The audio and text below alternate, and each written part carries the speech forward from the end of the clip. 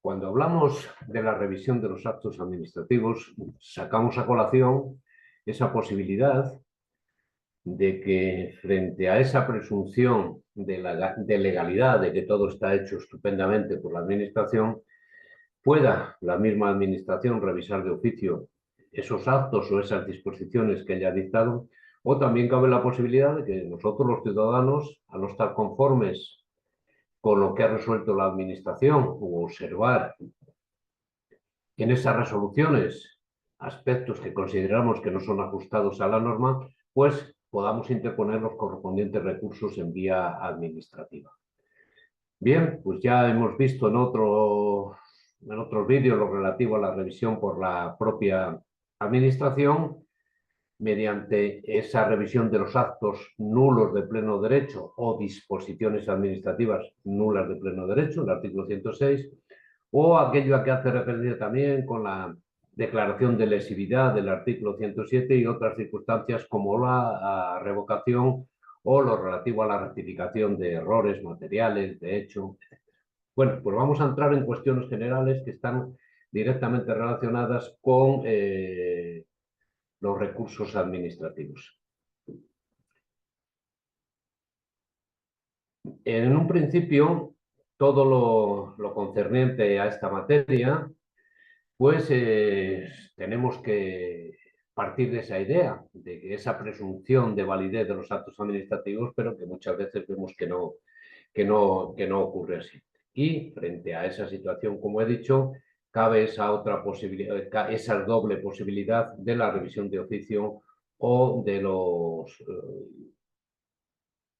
cuando el interesado lleva a cabo las actuaciones correspondientes por medio de estos recursos. En principio,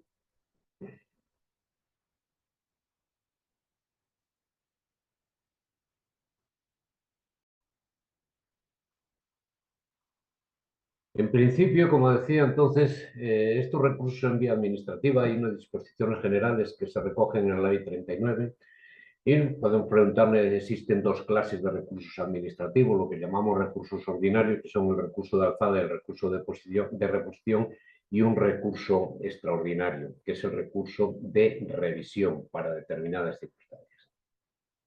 Bien, podemos preguntarnos en primer lugar, en principio, cuál es el objeto de las clases que hemos visto anteriormente, contra qué actos proceden los recursos administrativos.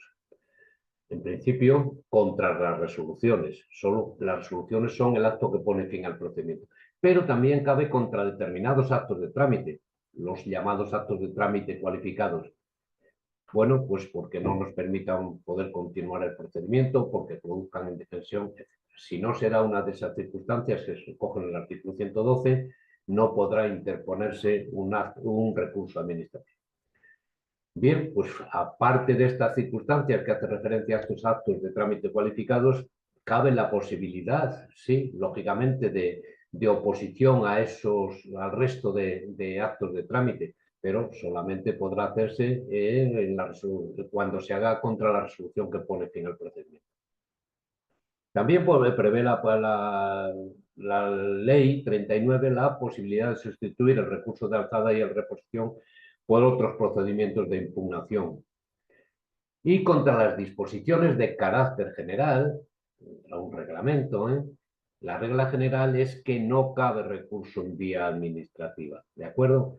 Pero puede interponerse recurso contra un acto administrativo que se funde en la nulidad de alguna disposición administrativa, únicamente en esa nulidad, contra esa disposición administrativa de carácter general, y en este caso se podrá interponer recurso ante el órgano que dictó dicha disposición.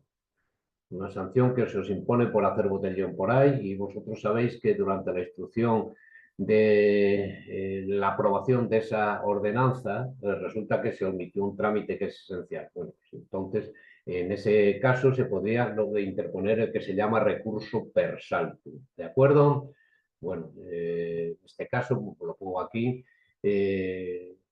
te han notificado una sanción municipal por haber cometido la infracción tipificada en la ordenanza municipal para la convivencia ciudadana consistente en el consumo de bebidas alcohólicas en la vía pública.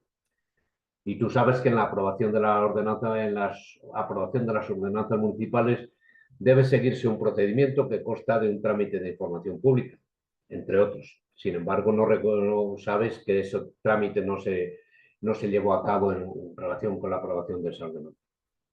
Pues resultaría posible recurrir la sanción contra una disposición administrativa de carácter general, contra una ordenanza municipal que entró en vigor, por ejemplo, 2 años antes de la imposición de la sanción. Bueno, sabemos que conforme al artículo 112.3 no puede interponerse recurso en vía administrativa contra las disposiciones administrativas de carácter general, contra una ordenanza.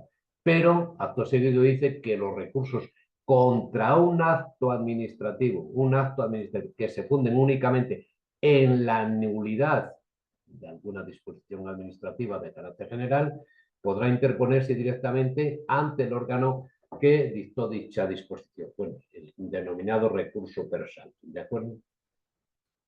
Bien, en principio, ¿cabe la posibilidad de interponer en vía administrativa algún recurso contra los actos firmes? Ya sabemos que son los actos firmes en vía administrativa aquellos contra los que ya no cabe la posibilidad de recurso en esta vía, salvo este extraordinario. Bueno, ¿cuáles son esos actos firmes? Aquellos que, no sé, hemos agotado los recursos que teníamos o se nos ha pasado el tiempo para hacerlo y no se han recurrido.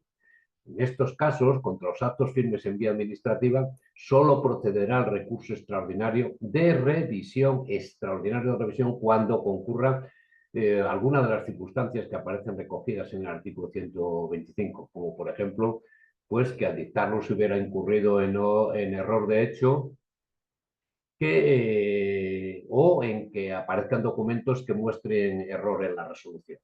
Bien, pues entonces en esas circunstancias sí cabe la posibilidad contra los actos firmes en vía administrativa, no cabe recurso, pero sí cabe la posibilidad de ese recurso extraordinario de revisión cuando se dé alguna de esas circunstancias que aparecen recogidas en el artículo 125.1 que veremos posteriormente. Ahora bien, para saber cuál es el recurso que se puede interponer en vía administrativa, tenemos que tener en cuenta si el acto a recurrir ha puesto o no ha puesto fin a la vía administrativa. Esto es importante porque si ha puesto fin a la vía administrativa, si quieres, potestativamente interpones un recurso de reposición. Si no, puedes acudir directamente a la vía judicial. Pero si no ha puesto fin a la vía administrativa, no cabe otra cosa que, si posteriormente queremos acudir a la vía judicial, agotar esa vía. ¿De acuerdo? Bueno, entonces, eso es un requisito para poder acudir a la vía judicial, a la vía contenciosa administrativa. Entonces, ¿cuáles son los actos que ponen fin a la vía administrativa? Bueno, pues el artículo 114 nos hace una relación, aunque habrá que acudir a diversas normas que lo regulen concretamente a las situaciones concretas. Y nos dice que ponen fin a la vía administrativa las resoluciones de los recursos de alzada, las resoluciones de los procedimientos a los que se refiere el artículo 112.2, esa posibilidad de establecer otras en sustitución de los recursos de alzada, las resoluciones de los órganos administrativos que carezcan de superior jerárquico, salvo que una ley establezca lo contrario, los acuerdos, pactos, convenios o contratos que tengan la consideración de finalizadores del procedimiento, como vemos en la ley 39, la resolución administrativa de los procedimientos de responsabilidad patrimonial, cualquiera que fuera el tipo de relación público o privada de que derive, o sea, la resolución de un procedimiento de responsabilidad patrimonial, fin a la vía administrativa. La resolución de los procedimientos complementarios en materia sancionadora, que se refiere al artículo 94, lo veremos después, pues, o lo veremos a qué se refiere, estas cuestiones que pueden ir ligadas al objeto mismo del procedimiento, cuando haya que indemnizar, por ejemplo, o haya que reparar el daño causado, y también las demás resoluciones de órganos administrativos cuando una disposición legal o reglamentaria así lo establece. Falta lo de reglamentario. Bien. Yo qué sé, nos dice ese propio artículo 114 que en el ámbito, además de lo previsto en el apartado anterior, en el ámbito estatal, que pone en fin a la vía administrativa los actos administrativos de los miembros y órganos del gobierno, los emanados de los ministros y los secretarios de Estado en el ejercicio de las competencias que tienen atribuidas los órganos de los que son titulares, las emanadas de los órganos directivos, cuidado, con nivel de director general o superior, en relación con las competencias que tengan atribuidas en materia de personal. Aquí lo que tendremos que tener en cuenta es esa división entre órganos superiores y órganos directivos de un ministerio, ¿de acuerdo? Superiores para el ministro, secretario del Estado, para abajo hasta su director serán órganos directivos. Y también nos dice que los organismos públicos y entidades de derecho público que están vinculadas o dependientes a la Administración General del Estado pondrán fin a la vía administrativa los emanados de los máximos órganos de dirección, unipersonales o colegiados, de acuerdo con lo que establezcan sus estatutos. Un órgano que depende del Ministerio de la Presidencia, pues si se trata de un órgano, el presidente de ese órgano, pues en ese caso estaremos un órgano unipersonal o si se trata de órganos colegiados, ¿de acuerdo? Esto a grandes rasgos, porque luego en el ámbito de la administración local tenemos que acudir al artículo 52 de la Ley de Bases del Régimen Local, que nos dice que pone en fin a la vía administrativa las resoluciones pues, del Pleno, de los alcaldes o presidentes y de las juntas de gobierno, salvo los casos excepcionales que una ley sectorial disponga lo contrario, la de las autoridades y órganos inferiores en los casos que resuelvan por delegación o, lógicamente, del alcalde, del presidente o de otro órgano cuyas resoluciones ponen fin a la vía administrativa, en virtud de lo dispuesto en el artículo 9 de la Ley 40 de 2015, se entienden las cuestiones de delegación o dictadas por el órgano delegante, y también nos hablan las de cualquier otra autoridad o órgano cuando así lo establezca una disposición legal. Daros cuenta que hice una disposición legal. Esto lo tenemos contemplado en el artículo 52 de la Ley de Bases. Por lo tanto, contra estos actos que ponen fin a la vía administrativa, si queremos, podemos interponer un recurso de reposición y, si no, acudir directamente a la vía judicial.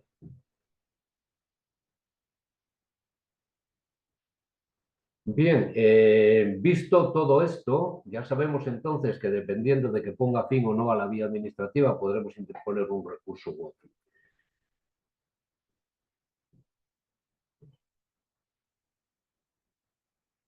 Vamos a ver algunas cuestiones relacionadas, términos generales con esta situación, y es lo relativo a la interposición del recurso que aparece regulado en el artículo 115.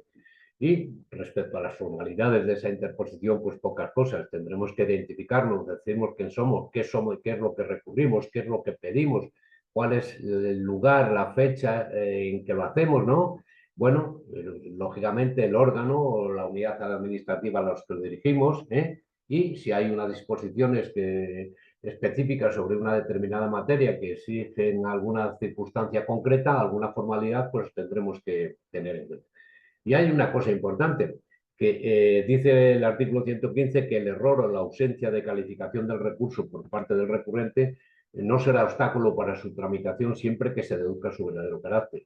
Yo lo califico de alzada y resulta que el que procede es el de reposición, o no pongo nada, simplemente que te pongo recurso sin poner el nombre, pero del escrito ese que presento se deduce qué es lo que quiero, pues eso no tiene que ser obstáculo, esa ausencia o ese error en la calificación para que se tramite y se resuelva, ¿de acuerdo? Y por otro lado nos dice que los vicios y defectos que hagan anulable un acto no podrán ser alegados porque nos hubieran causado. Vamos a interponer en el recurso administrativo, hacemos alusión a que se ha producido ese defecto o ese vicio. Y resulta que el causante de ese que ahora recurrimos hemos sido nosotros. Pues nos dice que los vicios y defectos que hagan anulable un acto no podrán ser alegados. ¿Por quién? Porque nosotros fuimos precisamente los que los causamos. ¿De acuerdo? ¿Y cuáles pueden ser las causas que pueden motivar la inadmisión de un recurso administrativo?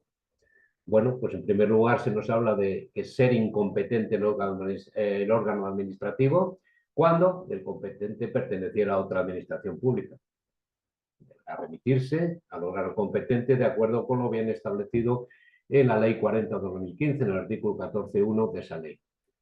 Por otro lado, es motivo de inadmisión carecer de legitimación el recurrente. Lógicamente, solo podrá recurrirlo aquel que esté legitimado para hacerlo. Podemos decir, en términos muy amplios, aquel que haya sido interesado en el procedimiento, dicho un poco con salvedades. También, lógicamente, pues tratarse de un acto no susceptible de recurso. Si queremos interponer un recurso contra un acto de trámite no cualificado, pues proceder a la inadmisión. También haber transcurrido el plazo para la interposición del recurso. Tenemos un plazo de un mes para recurso de alzada o recurso de reposición. Ha pasado el mismo, pues lo siento, pero devuelto a los corrales. O una circunstancia muy general, que es el carecer el recurso manifiestamente de fundamento.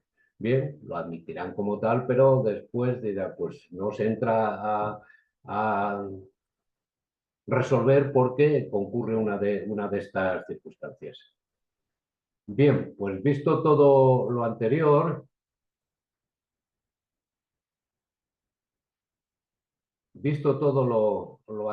entonces voy a dejar algunas circunstancias para otro vídeo porque si no se hacen demasiado largos y lo veremos posteriormente en otro vídeo.